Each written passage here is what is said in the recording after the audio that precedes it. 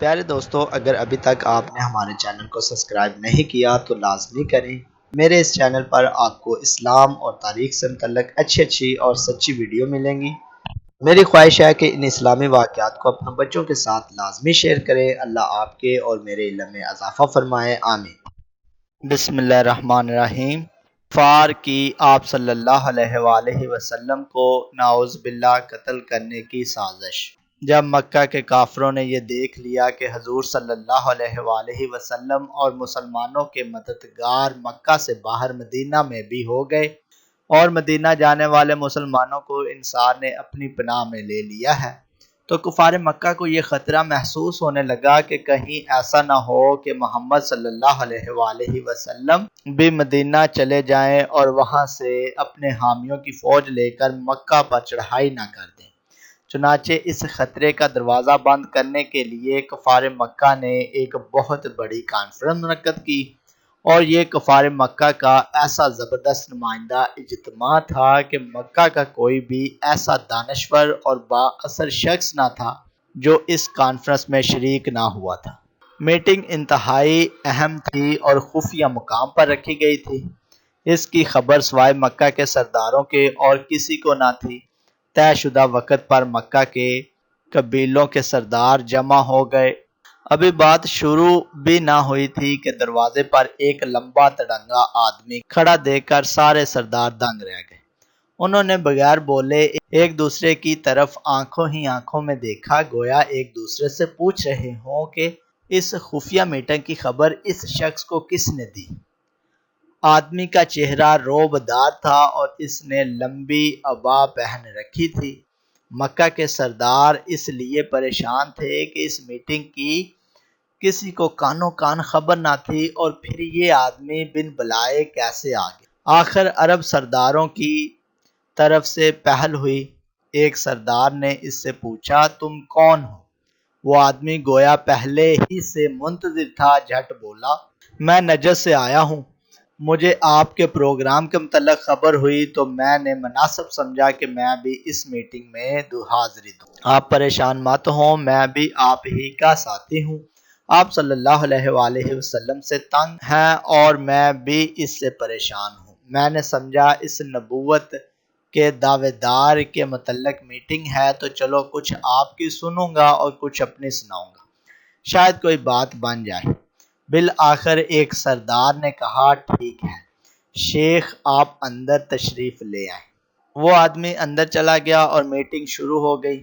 راز و نیاز کی زیادہ باتیں نہ تھیں، بس ایک ہی بات طے کرنا تھی کہ محمد صلی اللہ علیہ وسلم سے کس طرح نمٹا جائے۔ جب حضور صلی اللہ علیہ وآلہ وسلم کا معاملہ پیش ہوا، ابو البختری نے یہ رائے دی کہ ان کو کسی کوٹری میں بند کر کے ان کے ہاتھ پاؤں باندھ دو اور ایک سوراخ سے کھانا پانی ان کو دے دیا کرو۔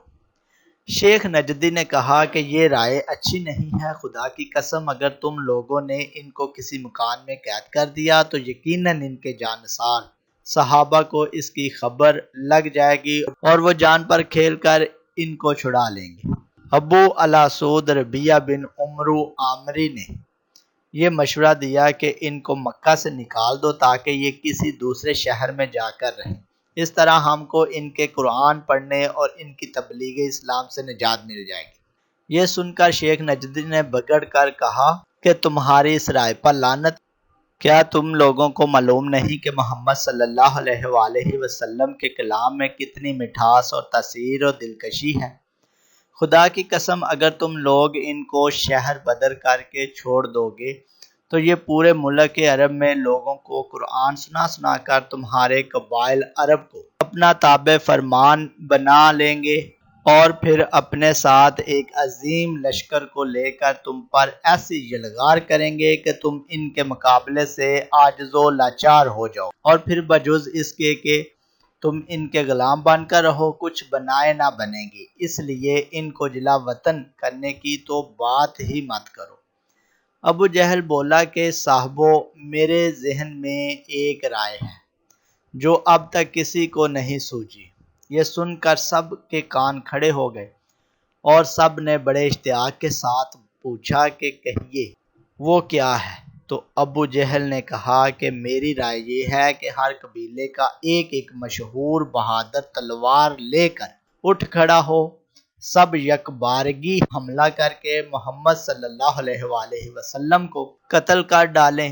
اس تدبیر سے خون کرنے کا جرم تمام قبیلوں کے سر پر رہے گا۔ ظاہر ہے کہ خاندان بنو ہاشم خون کا بدلہ لینے کے لیے تمام قبیلوں سے لڑنے کی طاقت نہیں رکھ سکتے، لہذا یقیناً وہ خون بہا لینے پر راضی ہو جائیں گے اور ہم لوگ مل کر آسانی کے ساتھ خون بہا کی رقم ادا کر دیں گے۔ ابو جہل کی یہ نئی تجویز سن کر شیخ نجدی مارے خوشی کے اچھل پڑا، کہا کہ بے شک یہ تدبیر بالکل درست ہے، اس کے سوا اور کوئی تجویز قابل قبول نہیں ہو سکتی۔ چنانچہ تمام شرکائے کانفرنس نے اتفاق رائے سے اس تجویز کو پاس کر دیا اور مجلس شورا برخاست ہو گئی۔ یوں اس مجلس میں ہمارے پیارے نبی صلی اللہ علیہ وآلہ وسلم کو نعوذ باللہ قتل کرنے کی سازش تیار ہو گئی کہ جوں ہی آدھی رات ہو محمد صلی اللہ علیہ وآلہ وسلم کے گھر پر حملہ کر کے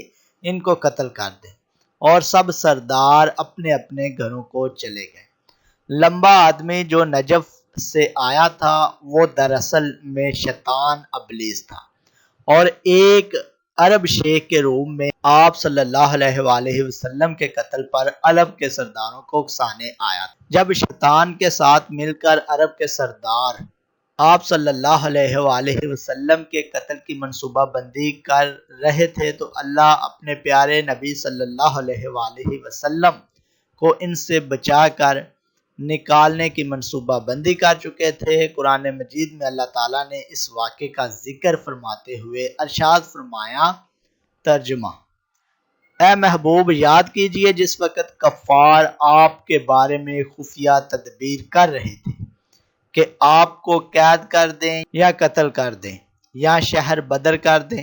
یہ لوگ خفیہ تدبیر کر رہے تھے اور اللہ خفیہ تدبیر کر رہا تھا، اور اللہ کی پوشیدہ تدبیر سب سے بہتر ہے۔ چنانچہ جب آدھی رات کا وقت ہوا تو اللہ تعالیٰ کے حکم سے نبی کریم صلی اللہ علیہ وآلہ وسلم گھر سے نکلے اور ان کے سروں پر مٹی ڈالتے ہوئے سیدنا ابو بکر صدیق رضی اللہ تعالیٰ عنہ کے گھر گئے اور انہیں ساتھ لے کر وہاں سے مدینہ کی طرف سفر کرنے لگے۔